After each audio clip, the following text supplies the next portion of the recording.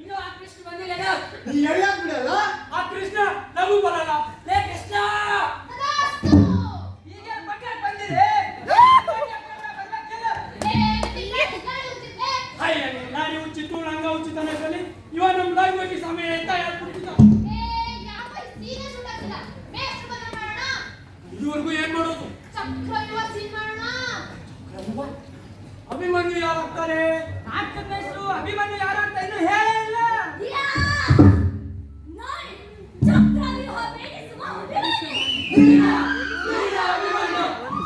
ವಿಚಿತ್ರವಾಗಿದ್ಯಾ?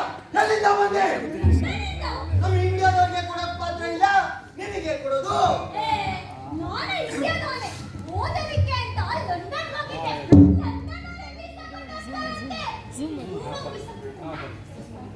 ಇಂಡಿಯಾದ ಬಂದಿಲ್ಲ. ನಿನ್ ಮನೆಯಲ್ಲಿದೆ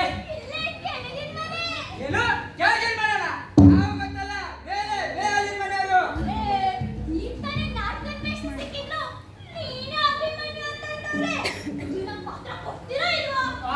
ಕೊಡ್ರೋ ಕೊಡ್ರೋ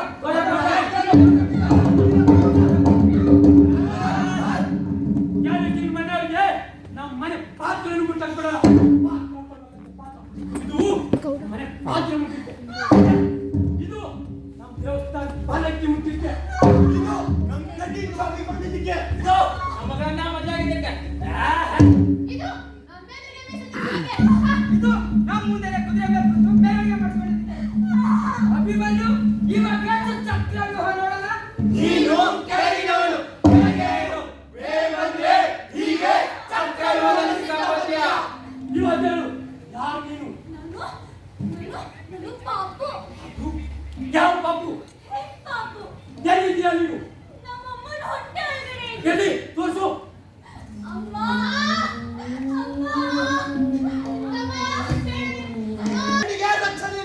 ವರದಕ್ಷಿಣೆ ಕಟ್ಕೊಟ್ಟು ಮದುವೆ ಮಾಡಬೇಕು. ಕೊಟ್ಟನ್ನು ಕುಳಿತುಕೊಂಡು ನನಗೆ ಹೇಳ್ಬೇಕು ಬೇಡ.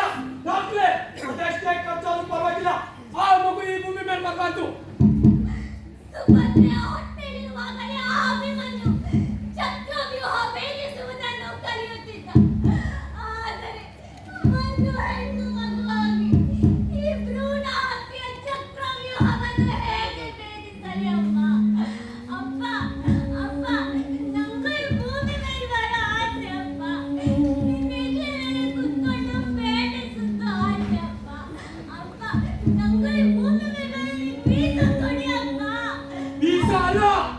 ಈ ಭೂಮಿ ಮೇಲೆ ಬಂದ್ರೆ ವಿಷ ಕೊಡ್ತೀನಿ.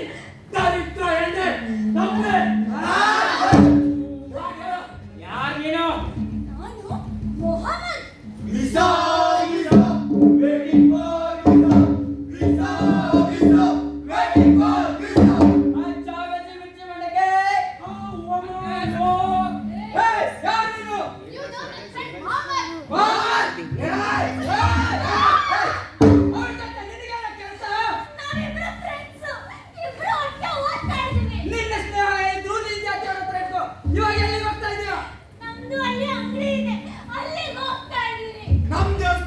ನಿಮ್ಮ ಅಂಗಡಿ ಇರೋದಿಲ್ಲ.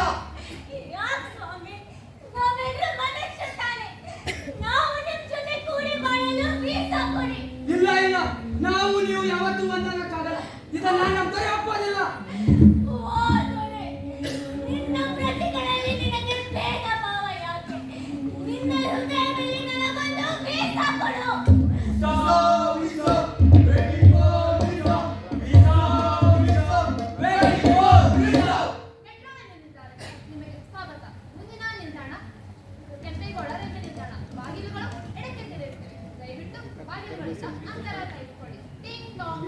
ಬಾರಪ್ಪ, ಬೇಗ ಬೇಗ ಸ್ಕ್ಯಾನ್ ಮಾಡಿ ಬಾರಪ್ಪ.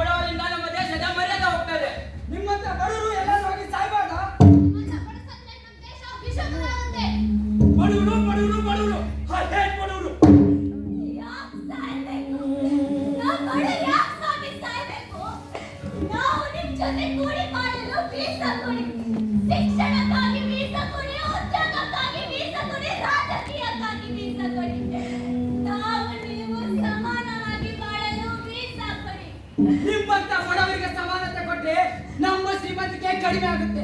ನಿಮ್ಮಂತ ಬಡವರು ಈ ದೇಶದಲ್ಲಿ ಇರಲೇಬಾರದು.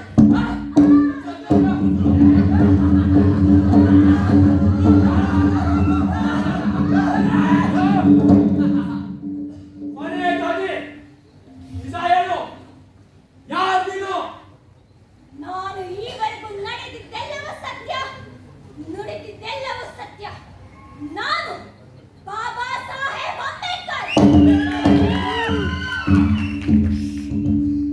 ಹೌದು, ನಾನು ಈ ದೇಶದ ಅಭಿಮಾನಿ. ಇಲ್ಲಿ ಕೂತಿರುವವರೆಲ್ಲರೂ ನನ್ನ ಹಾಗೆ ಒಂದೊಂದು ರೀತಿಯ ಚಕ್ರವ್ಯೂಹದಲ್ಲಿ ಸಿಕ್ಕಿ ಹಾಕಿಕೊಂಡಿರುವ ಅಭಿಮಾನಿಗಳೇ. ನನಗೆ ಹಲವಾರು ದೇಶಗಳಲ್ಲಿ ಓದಿರು ವೀಸಾ ಸಿಕ್ಕಿದೆ. ಆದರೆ ಮರಳಿ ಬಂದಾಗ ನನ್ನದೇ ಆದ ಜನಗಳ ಮನಸ್ಸಿನಲ್ಲಿ, ಮನೆ ಮನೆಗಳಲ್ಲಿ, ಮಂದಿರ ದೇಗುಲಗಳಲ್ಲಿ, ಕಟ್ಟಡ ಕಚೇರಿ ಕೋಟೆಗಳಲ್ಲಿ ಒಂದು ಸಣ್ಣ ಹೆಜ್ಜೆಯನ್ನು ಕೂಡ ನನಗೆ ಅನುಮತಿಸಿ